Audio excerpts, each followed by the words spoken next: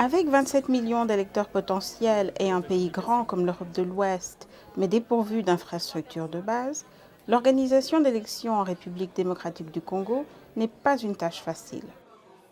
Les préparatifs ont commencé pour la remise à jour massive des listes électorales qui débutera le 7 juin.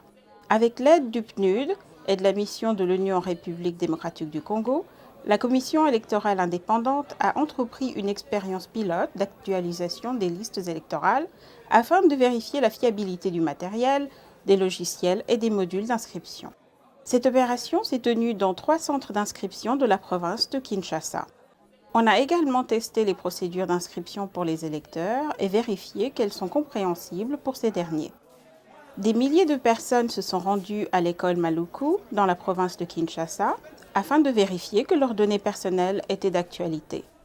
600 d'entre elles se sont inscrites sur les listes pour la première fois et leurs informations ont été enregistrées dans la base de données électorale. Le PNUD et la communauté internationale apportent un soutien appuyé à la Commission électorale indépendante et au gouvernement congolais qui s'efforce d'organiser des élections locales équitables et transparentes. Donc la première étape, c'est la consultation des listes d'électeurs. Ce sont les listes, dessus, qui sont les produits de l'enrôlement, de l'exercice d'enrôlement de 2005-2006.